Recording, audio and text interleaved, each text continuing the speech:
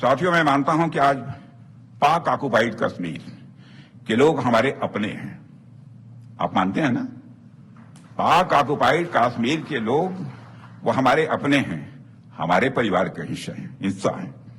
हम प्रधानमंत्री के श्री नरेंद्र मोदी जी की एक भारत श्रेष्ठ भारत के संकल्प के लिए पूरी तरह से प्रतिबद्ध हैं और हमें यह पूर्ण विश्वास है कि हमारे वो भाई जो आज हमसे भौगोलिक और राजनीतिक रूप से अलग हैं, वो भी अपने स्वाभिमान, आत्मा की आवाज और स्वेच्छा से भारत की मुख्य धारा में कभी न कभी जरूर वापस लौटेंगे।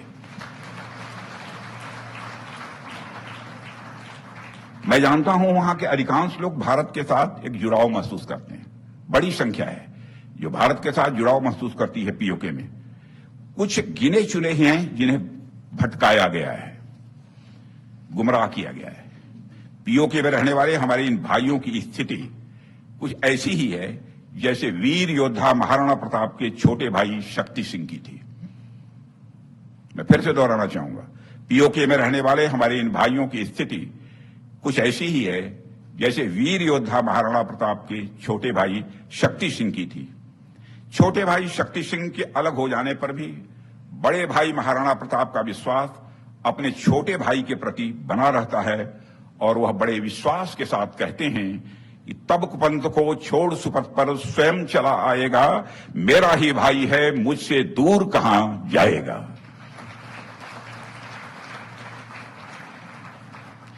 भारत हमेशा ही दिलों को जोड़ने की बात करता है और हमें विश्वास है कि प्रेम, एकता और सत्य के मार्ग पर चलकर वह दिन दूर नहीं जब हमारा ही अंग पीओके स्वयं लौटकर कहेगा, मैं भारत हूं, भारत ही हूं, मैं वापस आऊंगा। और वापस आया हूं, मैं भारत ही हूं, मैं वापस आया हूं, यह पीओके कहेगा। ऐसा मेरा पक्का विश्वास है।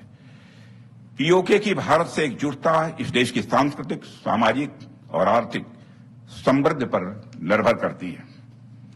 साथियों, जब मैं मेक इन इंडिया के माध्यम से प्रॉस्पेरिटी की बात करता हूं तो मेरी बात सिर्फ डिफेंस मैन्युफैक्चरिंग तक ही सीमित नहीं है।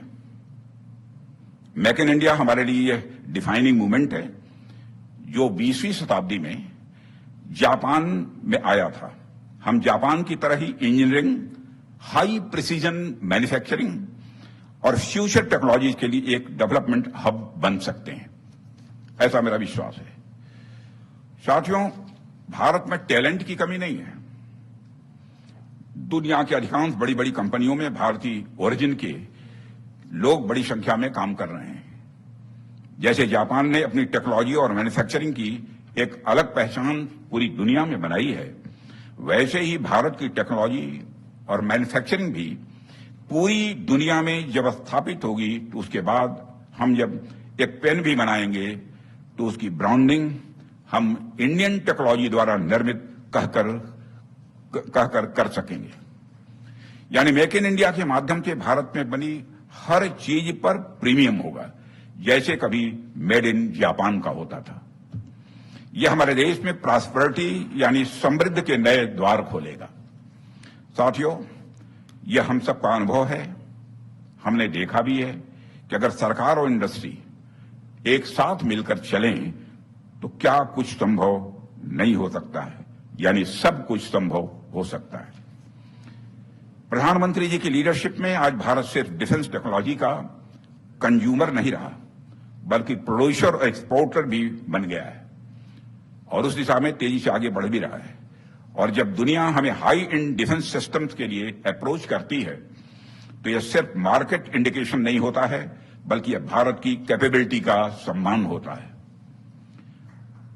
साथियों, आज इंडियन इंडस्ट्री ने देश के भविष्य की दिशा तय करने का जो मंच तैयार किया है वह वास्तव में प्रशंसनीय है।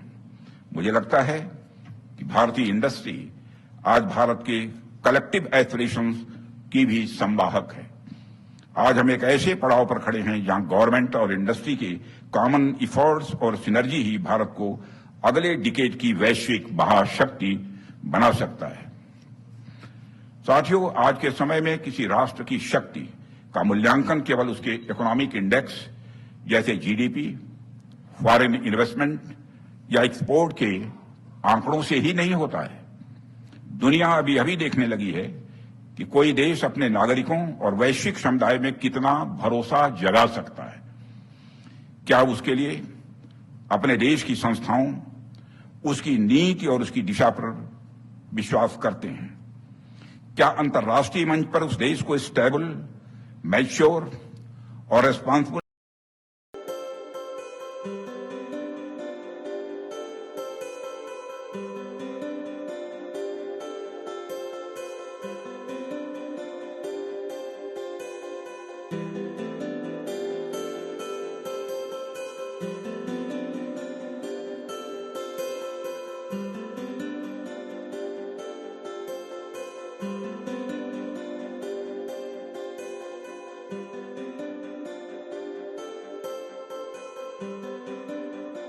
you